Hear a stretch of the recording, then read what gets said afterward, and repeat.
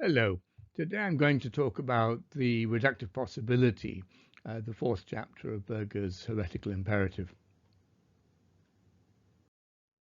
The book itself came out in 1979 and is Berger's investigation of contemporary possibilities of religious affirmation under conditions of pluralism.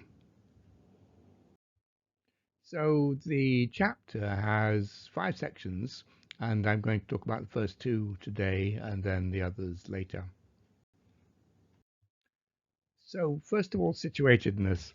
Humans do not choose their situation, but are thrown into it by accidents of birth and biography, and at best choose to cope with that situation. We do not choose to be male or female, black or white, rich or poor, healthy or sick. This is true also of the cognitive aspects of our situation. Some societies make it easier for us to escape these social constraints than others. For example, for a woman to escape her gender role, or for a poor man to improve his economic lot. Some individuals also are stronger than others in dealing with the problems of their situation. But the fundamental fact is the situatedness or thrownness of the human condition. People are thrown into a world not of their making, and their acts of self-assertion, rebellion, or change take place within that context and its limitations. The cognitive aspects of our situation are the same. We don't choose our native language with all its implications for our perceptions and thinking about the world, nor the cognitive milieu in which we operate in as adults, though if we're sufficiently persuasive or powerful, we may modify that in some way before we leave the scene. There have been situations in human history in which the gods seem to be close as one's fellow men or the natural environment, but today the gods seem to have receded or maybe even vanished. Whether our world is one in which the gods are near or far away is also unchosen by us. Either way, it is the starting point for experience and reflection. We may like or dislike either, but either way, we need to acknowledge the situation we're in as a point of starting. The modern world is very secular, though analysts disagree as to what degree. Certainly, modern consciousness is not conducive to close contact with the gods, which we may welcome or bemoan. In Western countries in particular, it is a given. We do not choose it, though we can choose how to respond to it. The orthodox mind has not yet perceived the nature of the modern situation, or is not yet in it. By contrast, the neo-orthodox mind denies the reality of the modern situation, or at least of its cognitive challenges, by an act of will. For the orthodox, nothing has happened yet, but the neo-orthodox acts as if nothing has happened. The orthodox continues to innocently affirm the tradition, but the neo-orthodox has lost that innocence and can only affirm the tradition by sometimes mind-wrenching effort. The reductive response is at the opposite pole. It perceives the tradition as no longer being affirmable except through comprehensive translation into the categories of modern consciousness. Unlike the orthodox or neo-orthodox, everything has happened.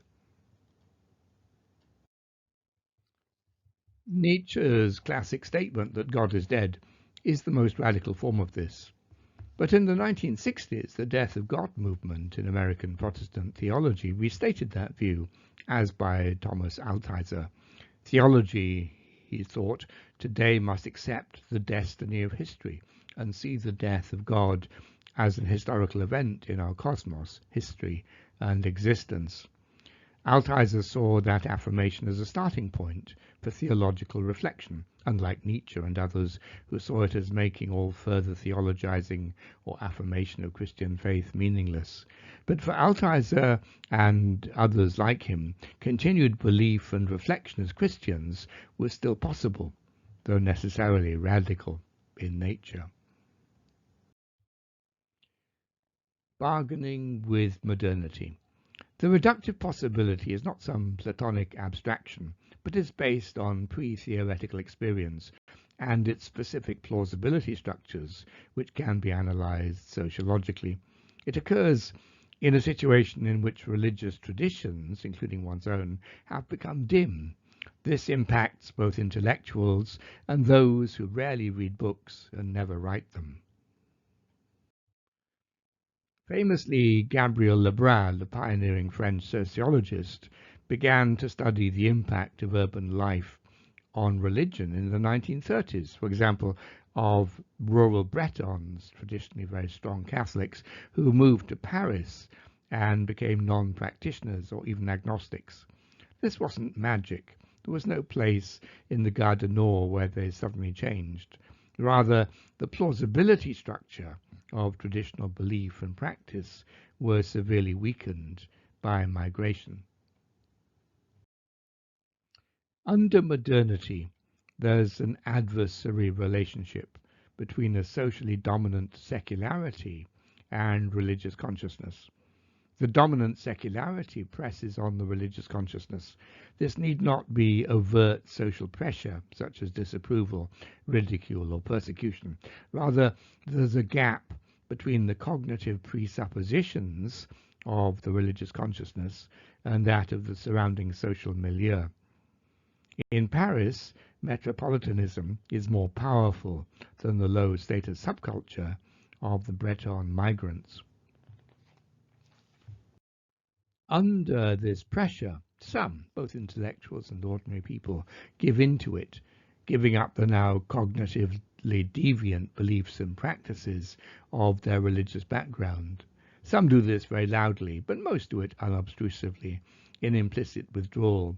Either way, they no longer have this particular problem.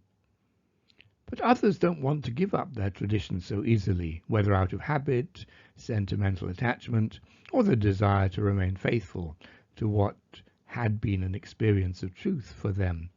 They seek to salvage at least the core of their tradition in the changed situation. A process of cognitive bargaining ensues of varying degrees of sophistication, from theology seminars to everyday conversations. Only the neo-orthodox refuse. The pressures of secularity are strong, so not everything can be salvaged once the process begins, and there will be compromises. Outward signs of piety and some traditional cognitive propositions may be abandoned, whilst others are maintained. For example, it's easier to give up the story of Jesus' miracles of the loaves and fishes for a naturalistic explanation, whilst the miracle of the resurrection is retained. Or Paul's views on women and slavery may be rejected, but not those on the justification of sinners.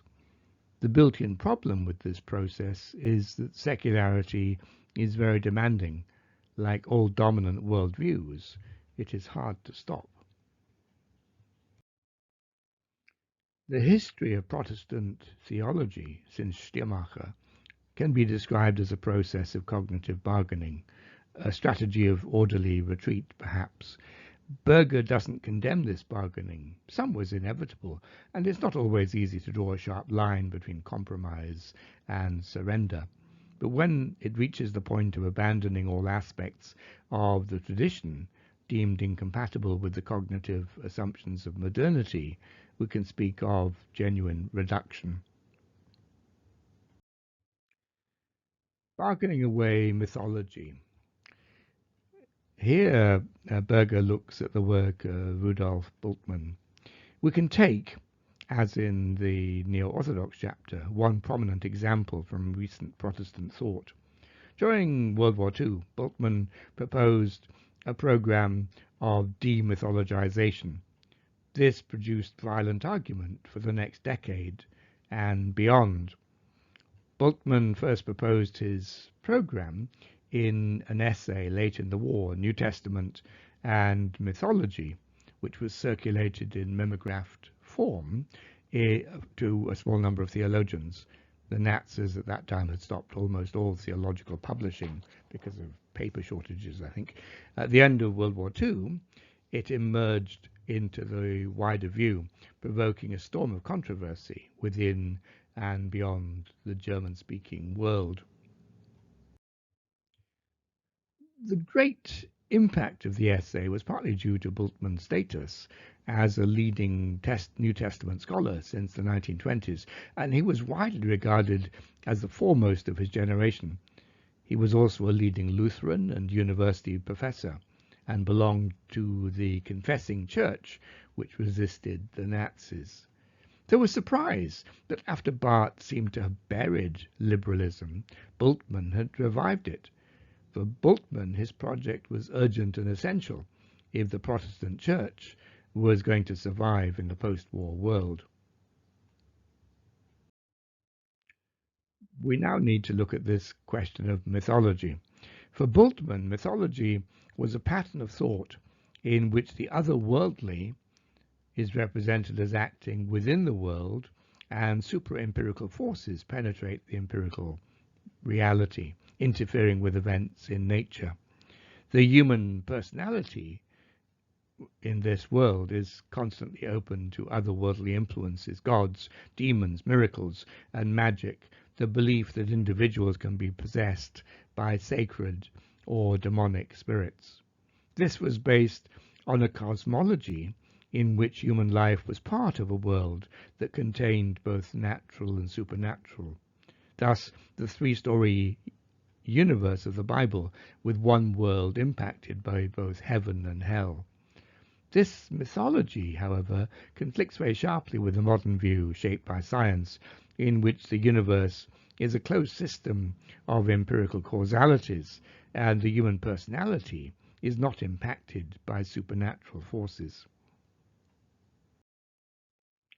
The mythological worldview, for Bultmann, permeates the whole of the New Testament, and this mythological nature of the New Testament lies not just in certain cosmological assumptions, which could be put aside as irrelevant, as in classical liberal theology, but in the very content of the Christian message of salvation, as it presupposes a long list of mythological conceptions of reality, the pre-existence of Christ in heaven, his incarnation as a human being, his crucifixion as offering atonement on behalf of sinners, his resurrection as the victory in a cosmic battle, salvation through Christ as the removal of an ancient curse inflicted on humanity by Adam, Christ's ascension to heaven and enthronement at the right hand of God, his return on the clouds at the end of history, the resurrection and judgment of the dead, the presence of the risen Christ in the church through the Holy Spirit and the sacraments. All of these are mythological concepts and thought patterns, and part of a mythological view of the world which modern man is incapable of grasping, let alone accepting. They are finished, and so will Christianity be if it continues to rely on them for its existence. For Bultmann, the definition of modern man is crucial to his project and was the focus of subsequent controversy.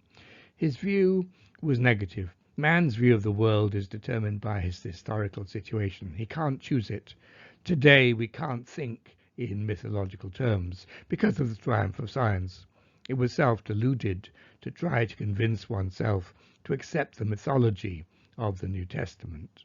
There were modern attempts to resurrect mythological thinking outside of Christianity, like the Nazis' myth of the 20th century or various occultist movements, and it's significant that these movements pretend their insights to be based on scientific principles. Famously, Bultmann wrote, "One cannot use electric light and radio, call upon modern medicine in case of illness, and at the same time believe in the world of spirits and miracles of the New Testament."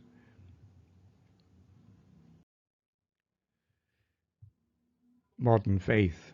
For Bultmann, Christianity must be radically demythologized if it is to remain meaningful to modern man, both at its heart and its fringes. One can't honestly pick and choose. Therefore, the only question is, how is the Christian message going to be demythologized?